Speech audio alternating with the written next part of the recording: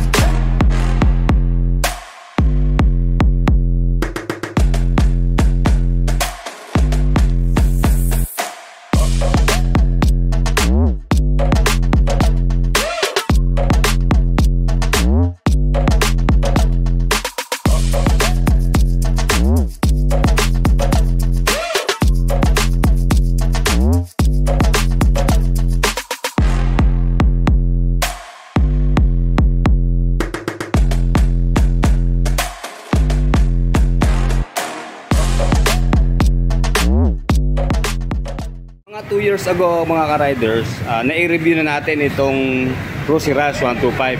Kung di ko nagkakamali, itong Mad-Tread ang na-review natin. Okay, sige.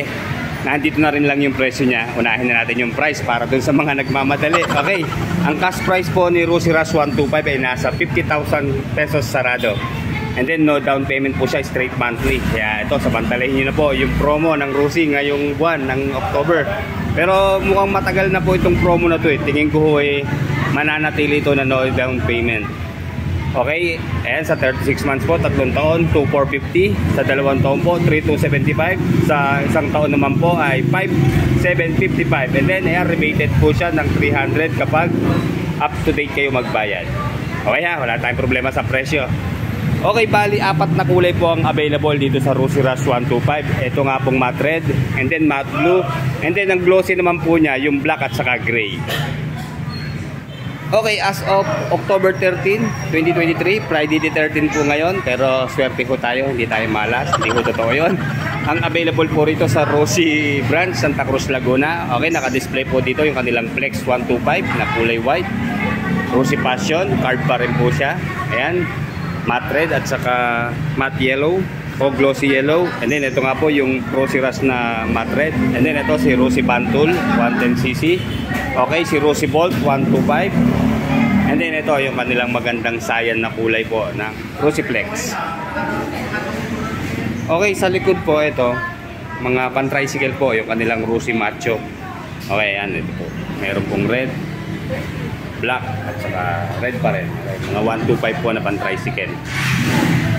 Okay, binalikan po natin itong matte blue at napakaangas po ng kulay nito. Gwapong-gwapo kapag ito po ang kulay na napili mo. Okay? Sa tingin ko po mukhang ito na po yung upgraded version ng Rosie Royale. Yung para bang mga Mio Soul lang dating. Dahil na-phase out na po yun eh. So ito na po yung kanyang bagong mukha ngayon, si Rosie Rush. Okay, kita nyo naman po sa color combination na ginamit. Iba talaga pag glossy black ay kinumbine mo sa matte blue. Buhay na buhay ang kanyang kulay. Hindi siya baduy tignan sa kulay. Then nakadagdag angas pa yung kanyang mga decals na okay din naman ang pagkakadesign, di ba? Parang ito po ay kulay gold yellow ba? Then meron siyang combined na reflectorized na sticker dito na kulay gray. Ayan. Ganda ko nito sa gabi o kaya kahit sa umaga basta na tamaan po ito ng liwanag, magre-reflect po yan. And then uniform siya sa pagdating sa sticker dahil itong kanyang parang letter S na design, pagdating po dito sa side profile niya Ganun pa rin po. Okay, ayan. And then ang ganda po ng kanyang mga emblem, naka 3D, then chrome siya, di ba? Ayan, emboss na siya, kaya ito. Ang elegant din ang kanyang dating. And then dito po sa kanyang ilalim ng upuan, okay, ganun din po ang kanyang design, no? Kaya ternong-terno sila. Mas class pa siya tignan, di ba? Okay, dito naman yung kanyang emblem na Rush. Ayan. Chrome din siya, kaya maganda po ito. Naka-plastic lang. And then napansin ko sa kanyang headlight, LED po ang kanyang headlight. And then ito po yung pinaka-DRL niya sa ibabaw. And then nakadagdag angas pa sa kanya, ito pong carbon fiber finish na fairings po niya. And then sa kanya naman pong turning signal, kaya puro bulb pa rin po. Okay, buti, ganun din po ang kulay ng fender, hindi ginawang black. Mas maganda po talaga kapag battle rin ang kulay. Although maiksi po yung kanyang fender dito sa likod, hindi na natin kailangan maglagay ng extension kasi maganda po yung cover niya dito sa ilalim o mataas. Walang problema tayo sa putik, sa talsik ng putik. Okay, dito po sa kanyang front tire, bali may sukat po na 70 by 90 by 14. And then syempre tube type pa rin po ang washing tire na to. Sa kanya naman pong mugs, okay. Combine po ng chrome at saka matte black ang kulay. Single disc na front brakes, dual piston caliper, and then telescopic fork po na front suspension. By the way, made of alloy po itong kanyang mugs. And then dito naman po sa kanyang rear tire, may sukat na 80 by 90 by 14. Yun lang po, naliliitan po ako talaga sa size niya. Mas maganda po ito tignan pag magpalit tayo kahit mga size 100. And then ito nasa rear, pwede natin gamitin to sa front para mas macho siya tignan, di ba? Okay, dito po sa kanyang rear brake, bali naka mechanical drum pa rin po siya. At ang maganda po rito, naka reverse siya or inverted. Kaya madali natin may adjust pag tayo po ay naluluwagan o nahihigpitan sa preno niya. And then nandito naman po yung kanyang single sided shock sa left side. And then all bulb po ang ginamit dito sa kanyang stoplight, tail light, saka sa turning signals. And then ang ganda po nitong nilagay na extension sa kanyang tip na chrome na. Kala ko po ay nilagay lang to, pero ano ito, stock po to, kasama po to sa kanyang stock na muffler. Okay, meron din pong heat guard yung kanyang muffler. Ayan, bali plastic po, pero meron siyang chrome na kasama po dito sa kanyang design, di ba? Okay din naman.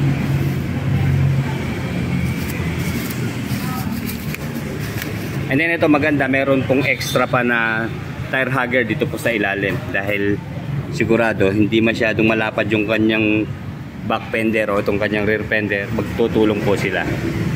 Okay, bali meron pong 900 ml na engine oil capacity, ito pong si Rush 125. And then sa kanyang cooling system, obvious naman po naka air cooled pa rin po siya, pero ang ganda po ng kanyang pang cover na ginamit, di ba? Malaki siya. And then syempre carburetor type pa rin po ang Rush 125. Although exposed po yung kanyang elbow, pero malalim naman po siya. Hindi na tayo prone sa paso dito. Mag-iingat na lang din. And then ito po, alloy po yung kanyang ginamit na pillion footrest. And then medyo malaki po yung kanyang air filter box. And then dito po sa kanyang CVT, meron pa rin po siyang kickstart. Pero wala po siyang kill switch sensor sa kanyang side stand. Ito pa po isang problema. Nakita ko po yung kanyang side stand. Kailangan pa pong i-adjust ito. Kasi masyado ho siyang tuwid. Saka mahaba, di ba? Kaya mamaya makikita nyo, may sinubukan ko na itong i-side stand kanina. Medyo tuwid yung kanyang tindig. Kaya delikado po. Pero pagdating naman po sa kanyang center stand, okay po ang bakal, mataba. Saka malapad. Kaya very stable po yan pag ipapark natin. Lagi nating center stand ang gamitin kapag tayo po ay magpapark. Okay, sa kanya naman pong engine type, 4-stroke, single cylinder, 2-valve, 125cc sa displacement, and then single overhead cam. Pagdating po sa kanyang emission control, naka Euro 3 compliant na po siya. Okay, meron po siyang maximum power na 6.8 horsepower at 7,000 RPM. And then sa kanya naman pong maximum torque, nasa 7.5 Nm at 6,000 RPM. Okay, check natin itong kanyang meter panel. Bali, all analog po ang ginamit. Ito, napagkamalan ko po siyang digital pero hindi po. Bali, bar pa lang po ito. Hindi po siya screen. Ano po? Okay, dito po yung kanyang fuel gauge. And then dito sa gitna po, ayan, meron siyang speedometer and then odometer sa gitna. And then yung kanyang mga turning signals, ayun po, left and right. And then ito po yung sign ng kanyang high beam, low beam. And then dito po sa kanyang mga switches and button, dito po sa left, ayan ang kanyang high beam, low beam. And then turning signals, left and right. And then off ang gitna. And then ito po yung kanyang horn o brisina. And then dito po meron siyang kill switch. Ito sa ibabaw po, kulay red. Ayan. And then yung pong switch ng kanyang headlight, DRL at saka switch off. And then yung kanya naman pong power button. And then munti ko na malimutan, meron pa rin po siyang choke dito sa ilalim po. And then ito, tignan natin kung meron siyang charging port. Wala po. Pero may abang po siya. Pwede tayong magpalagay ng charging port. Then ito po yung kanyang bulsa dito sa left side. Malalim naman din po pero medyo makipot. Pero sakto na po dito kahit tatlong cellphone. Huwag lang kung malulubak at baka mahulog. And then dito po sa kabila, meron din po siyang bulsa. Medyo malalim din pero maliit po ng konti dito sa kanyang right side pocket. Okay, sa kanya naman pong ignition. Okay, ito po, wala lang battery. May kasama pong secured shutter key. And then ito yung kanyang utility hook sa gitna. Okay, sa ilalim ng upuan, wala pong utility hook. And then dito po sa kanyang footboard, ayan, maganda, magaspang, kapit sa ating sapatos, hindi dudulas. And then malapad din naman siya. Mas maganda pag tayo ay mamimili, marami tayong may kakarga. Siguro kahit kalahating kabang bigas, pasok na pasok dito. Okay, hinawakan ko yung upuan, ang lambot po. Akala ko'y matigas. Pero maganda, hindi siya madulas. Ayan, kita ko po yung texture niya, magaspang. Kaya walang problema. And then may korte rin naman siya, kaya lang hindi siya masyadong malalim. Tama-tama lang din. Okay, ang lambot po talaga niya. Okay, bago tayo sumakay, i-check natin yung kanyang U-box. Okay, mababaw lang po yung kanyang U-box. Para lang sa ating mga basic tools. So siguro kung document, iro-roll yun natin, pwede ang kasya. And then ito po yung kanyang battery. Ito yung lalagyan ng battery niya. Mamaya na natin buksan. And then sa kanya naman pong fuel tank capacity, nasa 4.2 liters po sa kanyang full tank. And then sa kanyang fuel consumption, umaabot po ng 40 to 45 kilometers per 1 liter. And then sa top speed, nasa 80 to 90 kilometers per hour. And then nasa 90 kilos po ang dry weight itong Rushi Rush 125. Kaya niya pong magkarga o yung kanyang maximum load capacity ay 150 kilograms. So dalawang tao po, kaya dalawa lang po ang seating capacity niya. Okay, sa kanyang ground clearance, meron po siyang 135 mm na ground clearance. And then sa seat height po, nasa 760 mm. Okay, yan, sinide stand po natin. Kaya lang, tingnan natin maigi ha, dito sa side view. Ay, mapapansin nyo, medyo tuwid siya, di ba? Kaya delikado po pagka ganyan ng ating side stand. Kaya maganda ho rito, siguro, solution dito, tabasan, or kaya i-grind it. Bawasan pa ito, yung kanyang stopper, para mag-forward pa siya. Mas umislant yung kanyang posisyon. Okay, sasakyan ko na ha. Okay, sa atin, mababa lang po siya siyempre.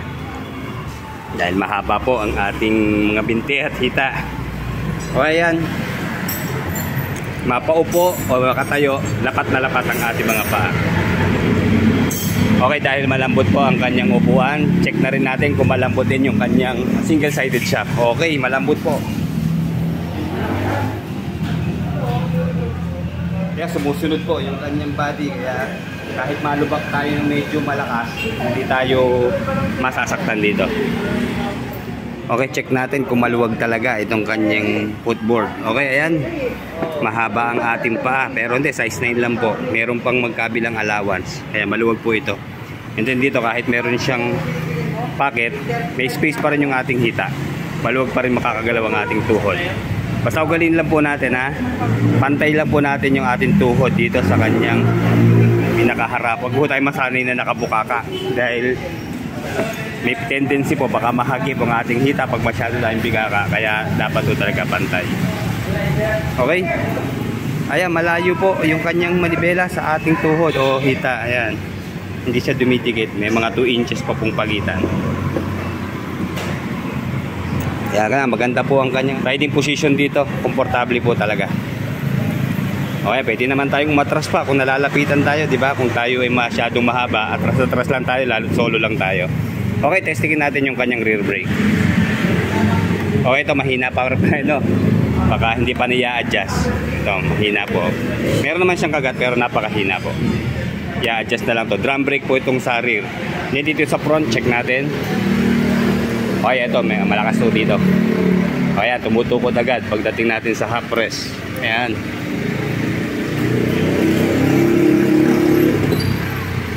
Okay naman sa preno, yun lang, i-adjust natin itong sa rear.